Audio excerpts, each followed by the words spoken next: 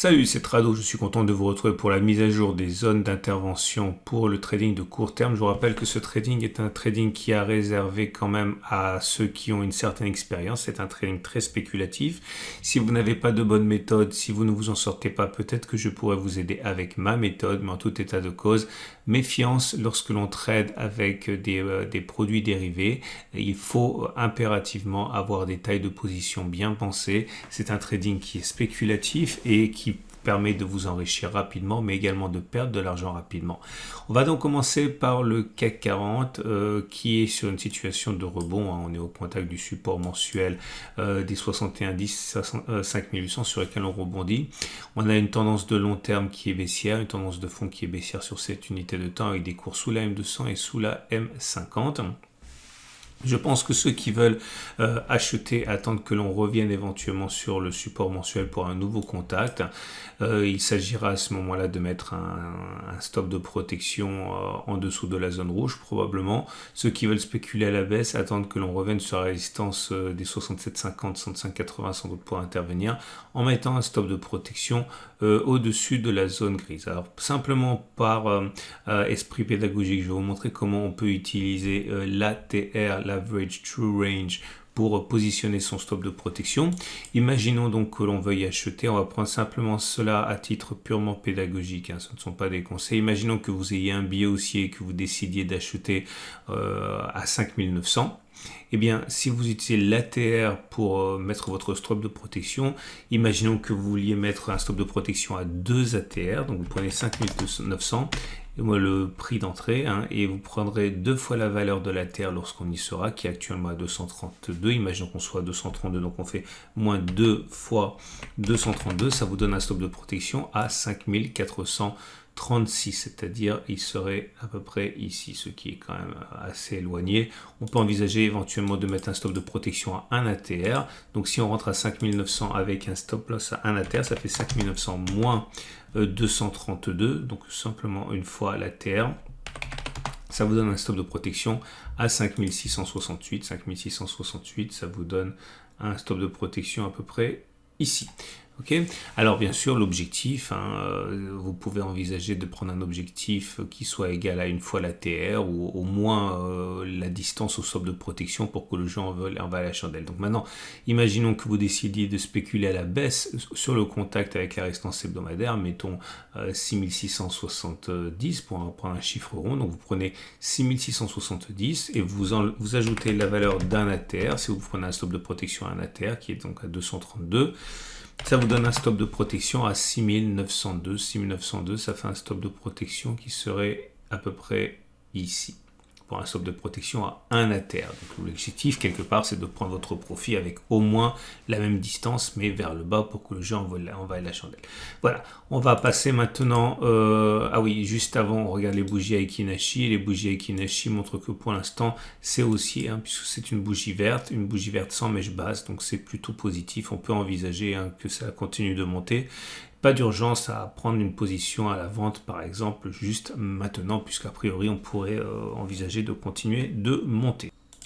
On bascule sur les données 4 heures pour les traders de court terme. Ceux qui veulent spéculer à la baisse peuvent par exemple attendre que l'on revienne sur la résistance H4 des 6540, 6490 avec un stop de protection au-dessus de la zone bleue, comme on l'a dit éventuellement avec l'ATR, 1 ou 2 ATR. Bien sûr, rien n'empêche d'attendre un contact avec la résistance jaune, 6750, 6580. Les acheteurs, eux, peuvent attendre un retour sur la zone rouge, comme on l'a évoqué tout à l'heure, ou même sur le support H4 des 5823, 5760. Dernière solution possible pour ceux qui voudraient spéculer à la baisse, attendre que l'on clôture en dessous du support H4 5823 pour parier sur une accélération de la baisse. Stop de protection en cas de retour au-dessus de la zone bleue, notamment avec l'aide des ATR. La tendance de long terme est baissière, la tendance de fond est neutre, puisqu'on est en dessous de la M200 qui monte, mais au-dessus de la M50 qui descend. Et bougie Aiki-Nashi évoque pour l'instant qu'une continuation de la hausse est plausible, avec des bougies vertes sans mèche basse. Et on passe au DAX 40 qui est en tendance baissière avec des cours en dessous de la M200 qui descend et en dessous de la M50 qui descend, donc tendance de long terme et tendance de fond baissière. On est néanmoins soutenu par un support mensuel qui est fragilisé mais qui est toujours vaillant. Regardez les données mensuelles pour vous en convaincre, puisque on voit bien qu'on est en train de rebondir sur cette zone rouge, donc elle semble avoir été cassée en données journalières, mais il n'en est rien sur les données qui comptent, à savoir les données mensuelles, puisque c'est une résistance, un support mensuel. Je reviens sur les données journalières, donc c'est toujours valable. Donc attention, on est donc sur une zone de support. Ceux qui veulent néanmoins tenter leur chance avec une spéculation baissière sont dans de bonnes conditions pour le faire ici, puisque nous sommes sur une résistance journalière à 14 273 780. Stop de protection sera mis sans doute au-dessus de la zone orange. Ceux qui veulent acheter, par contre, attendre probablement que l'on revienne éventuellement sur le support journalier des 12 12 430 stop de protection en dessous de cette zone. Les plus pressés pourront même intervenir maintenant dans la zone rouge, le support mensuel 13 200. Mais attention, c'est un trade qui est dangereux en ce sens qu'on voit que ce support peut être fragilisé et en tout état de cause, un stop de protection en dessous de la zone rouge sera classiquement mis, notamment en utilisant la méthode des ATR comme j'ai expliqué tout à l'heure. La bougie Aiki Nashi montre que la rémission est en cours. Alors, c'est pas flagrant pour l'instant parce que les bougies sont encore d'amplitude modeste, mais ce sont bien deux bougies sans mèche basse, donc c'est plutôt haussier, ce qui invite à considérer que la hausse puisse se maintenir. Et sur les données 4 heures, la tendance de long terme est baissière avec des cours sous la M200. La tendance de fond est neutre avec des cours au-dessus de la M50 mais qui descend. Difficile de trader dans ces conditions car on l'a vu, on est sur un support sur lequel les acheteurs peuvent effectivement donner de la voix. Il demeure que nous sommes sur une zone de résistance, donc comme on l'a dit tout à l'heure, une zone de spéculation à la baisse éventuelle avec un stop de protection au-dessus de la zone orange. Ceux qui veulent acheter peuvent éventuellement, comme tout à l'heure, attendre que l'on revienne sur la zone orange, ici à 12 612 430. Stop de protection en dessous de la zone. Cette zone rouge est dangereuse à travailler parce qu'elle est, on l'a vu tout à l'heure, un support bien réel, mais étant donné que ce n'est qu'à la fin du mois qu'il sera validé, en tant que cassure ou en tant que support, on a des possibilités d'avoir des temps de latence entre le moment où il sera défendu et s'en fait une zone vraiment assez délicate. J'encourage vraiment les baissiers, enfin les traders nouveaux à faire extrêmement attention dans ce trade sur l'Allemagne, sur le DAX 40. Regardez les bougies Aiki Nashi, pour le moment c'est relativement haussier, vous avez des bougies vertes comme ça, certes d'amplitude assez modeste, mais vertes quand même et sans mèche basse, donc normalement la pression haussière est toujours bien présente. Et on passe au Dow Jones qui est dans une situation de rémission lente, on est au contact d'un support et d'un hebdomadaire et journalier, globalement entre 33 000 et 32 250 environ. Pour l'instant, ça tient, on va dire, mais la tendance de fond est baissière, la tendance de long terme est baissière. Ceux qui ont un biais acheteur interviennent sur la zone actuelle avec un stop de protection en dessous de la zone orange, mais ça fait un stop de protection qui est assez lointain, puisqu'on parle quand même d'un stop de protection à plus de 2,7%. Les gourmands attendront que l'on s'enfonce un petit peu dans la zone orange pour acheter et mettre un stop de protection un peu moins lointain. C'est ce qu'ont fait déjà les acheteurs précédemment plutôt que d'acheter juste maintenant. Maintenant, si avoir un stop de protection éloigné ne vous effraie pas, vous pouvez éventuellement acheter maintenant avec un stop de protection qui sera sans doute au moins à 2 ATR. Ceux qui veulent spéculer à la baisse, par contre, attendront. Ils attendront sûrement que l'on clôture en dessous du support journalier, marquant l'incapacité à rebondir avec un stop de protection du coup au-dessus de la zone orange. La bougie Aiki Nashi du moment montre que c'est assez disputé. On est sur des petites bougies rouges, vertes, avec mèche haute et mèche basse. C'est pas très clair. Le marché se cherche et on n'est pas pour l'instant sur un régime de bougies qui manifeste clairement un rebond technique. Sur les données H4, on constate que la tendance de long terme est baissière, la tendance de fond également, les cours étant sous la M200, sous la M50. La logique voudrait donc que l'on spécule à la baisse, mais c'est dangereux puisqu'on est sur une zone de support. C'est néanmoins possible, mais là aussi, il faudra faire attention au stop de protection qui peut apparaître quand même très éloigné. Ceux qui voudraient acheter maintenant peuvent donc le faire. Les plus gourmands attendent un retour sur le support H4 32 355 32 230 stop de protection en dessous de cette zone.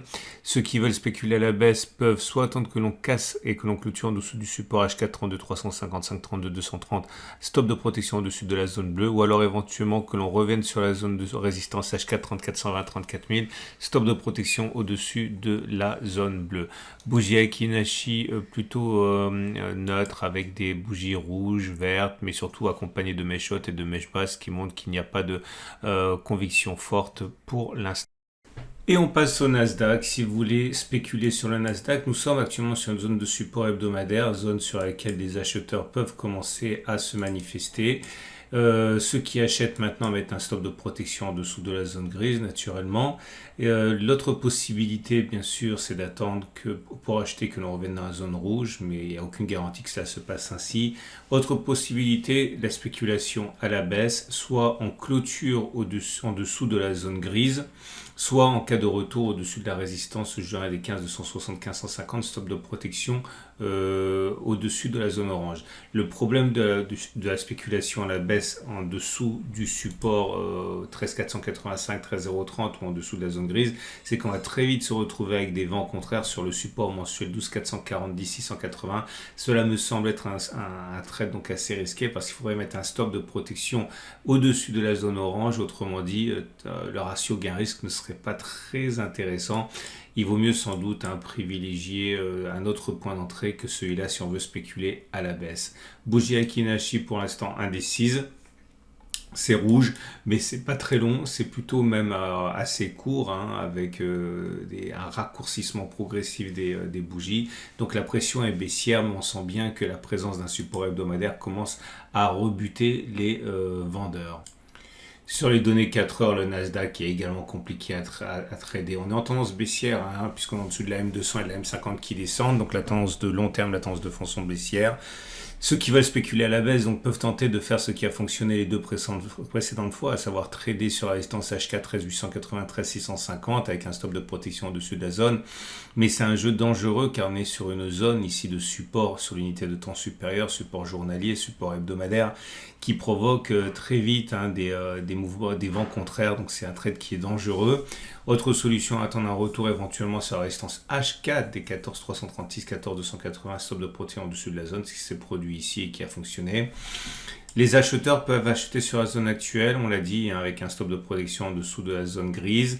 Attention parce que ça fait un stop de protection assez éloigné, on l'a dit, on est à plus de 3%, plus de 4% d'épaisseur pour cette zone de support. Donc si on met un stop de protection en dessous, ça fait un stop de protection assez éloigné. Et il faut avoir des tailles de position en conséquence. Mais c'est tout à fait possible d'attendre éventuellement que l'on s'enfonce sur le support H4, acheter, mettre un stop de protection en dessous de la zone grise. Ça peut éventuellement fonctionner. Bougie Akinashi du moment baissière, comme on peut le voir, c'est rouge. C'est rouge sans mèche haute, mais attention là aussi, on voit que le raccourcissement des bougies montre une pression baissière qui commence à se volatiliser. Et on passe à l'euro-dollar. En données journalières, la tendance de long terme est baissière, la tendance de fond est baissière. On a une résistance à 1,1148, 1,1120 qui a été exploitée par des traders baissiers. C'était sur la séance de jeudi. A priori, on s'achemine vers un possible contact avec le support mensuel 1,0740, 1,0448. Ceux qui ont un biais aussi attendent cette zone justement pour acheter. Ceux qui ont un biais baissier attendent un éventuel retour sur la résistance hebdomadaire 1,1148, 1,1120 pour initier une position baissière avec un stop de protection au-dessus de la zone orange. Bougie Akinashi baissière, rouge, mais pas extrêmement baissière non plus, compte tenu de l'amplitude assez réduite de la bougie. Et sur les données 4 heures, la tendance de long terme et la tendance de fond sont également baissières. Ceux qui veulent acheter espèrent peut-être une réaction sur le support HKD 10803, 10808, stop de protection en dessous de cette zone bleue. Ceux qui veulent au contraire spéculer à la baisse attendent soit que l'on clôture en dessous de cette zone, stop de protection au-dessus de la zone bleue. Attention parce qu'on sera très proche du support mensuel sur lequel des vents contraires risquent d'apparaître. Autre possibilité pour les vendeurs, attendre que l'on revienne sur la résistance jaune des 1,1148, 1,1120. Stop de protection au-dessus de la zone orange. Le trade baissier sur la résistance H4, 1,1077, 1,1096 est également possible. Mais d'ailleurs, certains l'ont fait sur cette bougie du 10 mars, mais le stop de protection, à mon avis, devra quand même être mis au-dessus de la zone orange. Bougie Akinashi baissière, mais pas extrêmement baissière, puisque vous avez des bougies rouges là, d'une part courte et d'autre part avec une mèche haute et une mèche basse. Et on termine avec Bitcoin qui est sur une énorme zone de support hebdomadaire, les 42 110, 28 750. Il est donc dans ce contexte envisageable que des traders soient intéressés par l'achat. Le problème, c'est que si on veut mettre un stop de protection sous un support, c'est juste impossible compte tenu de l'amplitude de cette zone. Dans ce cas, certains préféreront peut-être attendre un retour hypothétique sur le support journalier 34 850, 34 080 avec un stop de protection en dessous de cette zone orange.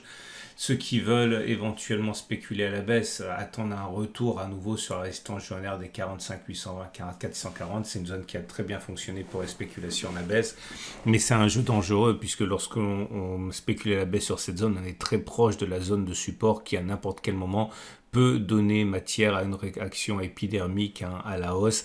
Donc c'est un trade qui est quand même assez dangereux. On regarde sur les données 4 heures ce qu'on peut trouver. Et on constate que sur les données H4, on est sur un support qui est éventuellement exploitable, 37,050, 37,620 à l'origine des précédentes hausses. Là, dans ce cas, on voit bien que des acheteurs sont intéressés. Ils mettront un stop de protection en dessous de la zone bleue. Ceux qui veulent spéculer à la baisse attendent soit que l'on casse le support H4 avec un stop de protection au-dessus de la zone, mais je ne peux faire autre chose que vous inciter à la prudence par rapport à une spéculation à la baisse dans une zone de support sur les unités de temps supérieures, c'est très dangereux. Autre possibilité, attendre un retour sur la résistance H4 des 45 250, 44 130, plus ou moins la zone de résistance journalière des 45 820, 44 640, stop de protection au-dessus de la zone, mais vous l'aurez compris, la spéculation à la baisse risque de donner du fil à retordre puisqu'on va se retrouver très vite dans la zone grise qui est une zone d'achat pour de nombreux traders. La bougie Akinashi montre que pour l'instant la pression demeure baissière avec des bougies rouges sans mèche haute. Voilà ce qu'on pouvait dire pour ces marchés. Je vous invite à faire 3 choses si vous le voulez bien. 1, si vous avez apprécié la vidéo, vous pouvez la liker. Vous pouvez également vous abonner à la chaîne YouTube pour ne pas louper les mises à jour. Il y a des vidéos tous les jours et le format des zones de trading est mis à jour tous les lundis. Également, lorsque l'on arrive sur une zone d'intervention, je mets un petit message dans l'onglet communauté de la chaîne YouTube. N'hésitez pas à le regarder. Alors, c'est pas pour ça que je les vois toutes, mais quand je les vois, je les signale dans l'onglet communauté. Ça vous permet éventuellement d'avoir une veille et tout de suite d'autres vidéos à votre disposition. Dernière chose, si vous voulez vous essayer au trading de court terme, je vous recommande d'ouvrir un compte de démonstration et de découvrir mon partenaire IG qui vous permet notamment de trader avec des Turbo 24 et des CFD. À demain pour d'autres analyses techniques.